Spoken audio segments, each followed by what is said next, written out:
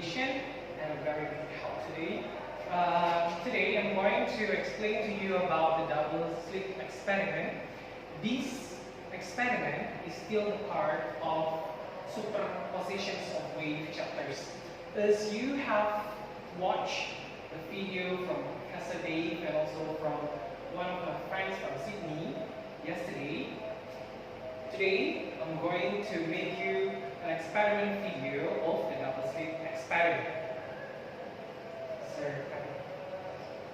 Okay, so the double slit experiment firstly done by this Thomas Young in 1801.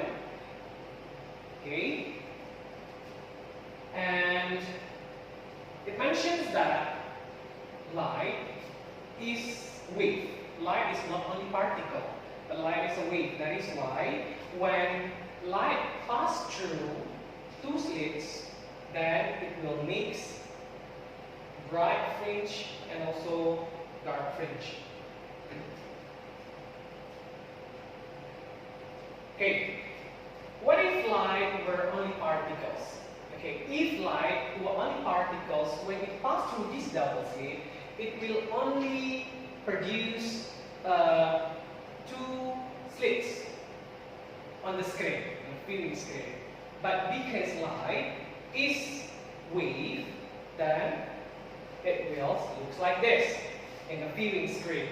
Okay, so there will be bright fringe, and then after that dark, bright, dark, and so on. Now, I have set the apparatus here for the experiment. Yeah, so okay, when I turn on,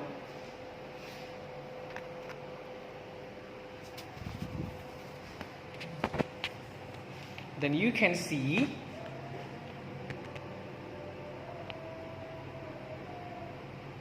rainbows there.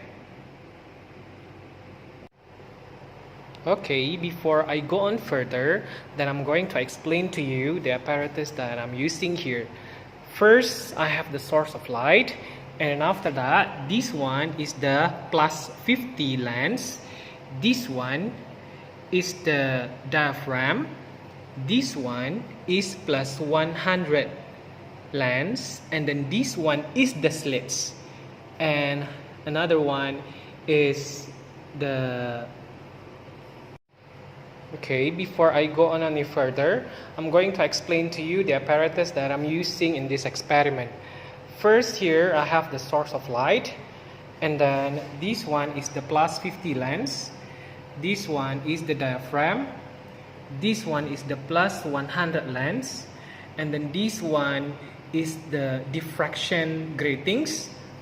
Okay, I'm going to explain to you why I'm using the diffraction gratings rather than the double slit.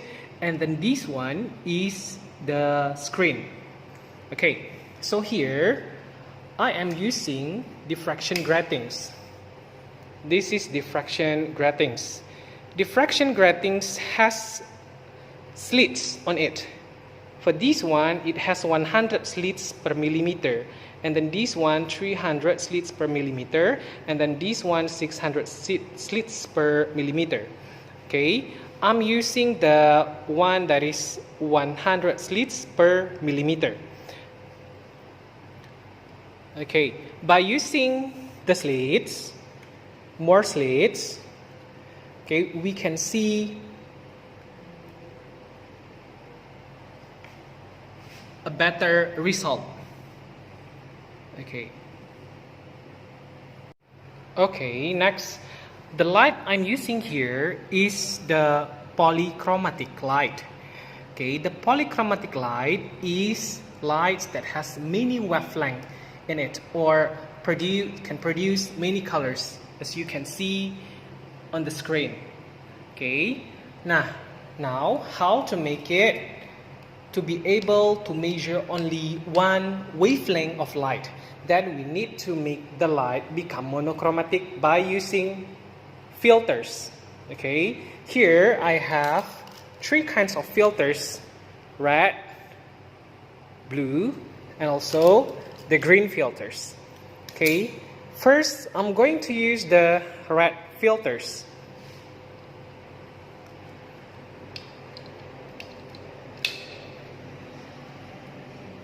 As you can see, now on the screen only appear red light. Now we can measure the wavelength of red light. Now if we change the filter into blue color,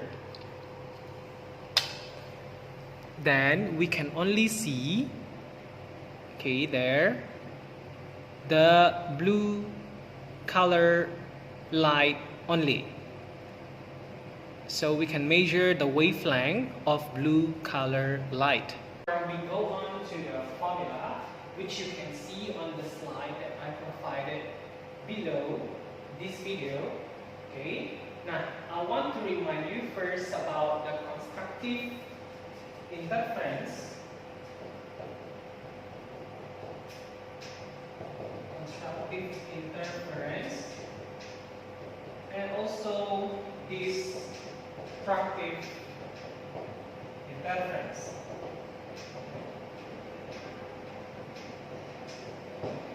Okay.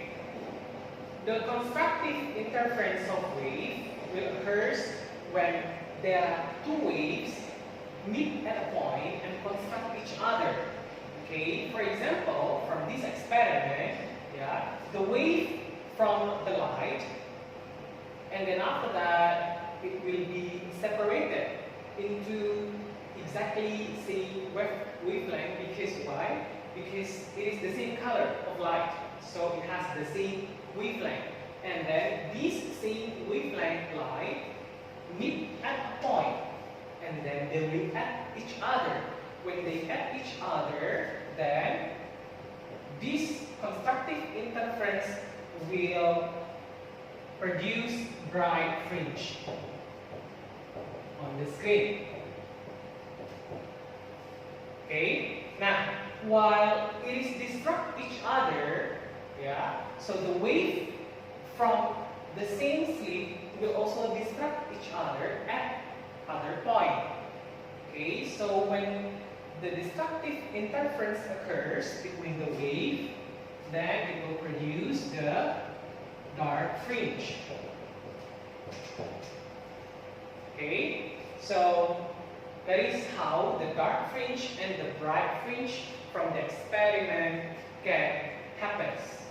Okay, now how to measure the wavelength of each of the color of light? You can see it also from your textbook page 201. Okay, here, the formula is actually just the same. To be more clear, I'm going to rewrite again. YBR equal to lambda times D over D times M. Okay, in your textbook, this formula will form like this: X equal to lambda times D over A. And you can see the meaning of this symbol from your textbook. Okay, A here is the slit separation. It needs to be in millimeter. It needs to be in millimeter. And then after that, fringe separation. The fringe separation is X. Or from this formula is YBR. It means the distance from bright fringe to another bright fringe. And then D, capital D, is the distance from the slit to the screen, while lambda is the wavelength of the light that we observe.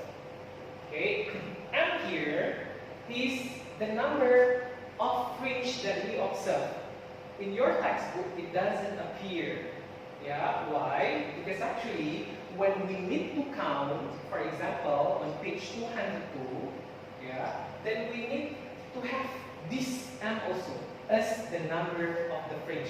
Let's say we observe 10 fringe from the first fringe until the number 10 fringe, then we need to divide by 10. Okay, now, if you're still confused, now see the word example on page 202. Okay, in a double slit experiment using light from a helium neon laser, a student obtained the following result. Width of 10 fringes, okay, 1.5 centimeter.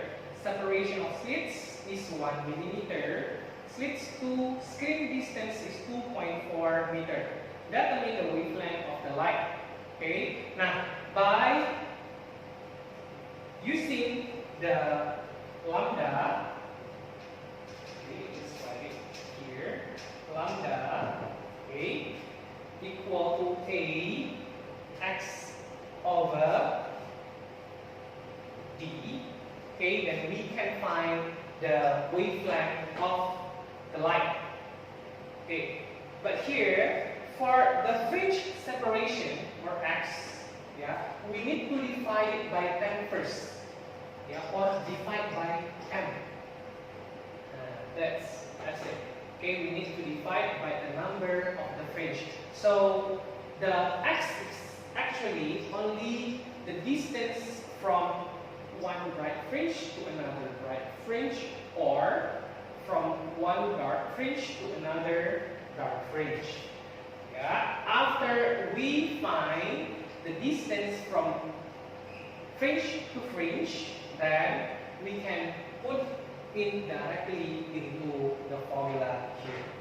Yeah. Now to find lambda, as you can see, then the neon laser light, the wavelength is 6.3 times 10 to the power of -7, okay, or 630 nanometer. Okay guys, now to be more clear to see the result of the experiment, I'll allow you to see the experiment result in the dark. Okay, see, I'm using the same apparatus here, and as you can see there, the result of the rainbow from polychromatic light. Okay, now if I make it into monochromatic, yeah, let's say I put red filter, okay, then you only can see the red light on the screen as the result. Okay, so here that is the bright fringe, another bright fringe, another bright fringe, and then between one bright fringe and another bright fringe, that is the dark fringe, where the wave distract each other. Okay, now, so if we want to put it into the formula and find the wavelength of this red light, then we need to find the fringe separation. Okay, okay guys, as you can see here, there are 1, 2, 3, 4, 5, 6, 7 fringe. 1, okay, start from here, this one, yes, 1, 2, 3, 4, 5, okay, 5 fringe, positive fringe, and then this one, okay, for another one, 1, 2, 3, 4, 5 is the negative one. Okay, now we can observe 5 bright fringe, and then after that we measure the distance from number 5 bright fringe into number 1 bright fringe, only the plus 1. Okay, and then make it in meter. Okay, next we need to know the capital D. The capital D is the distance between the slit to the screen. Okay, there you go.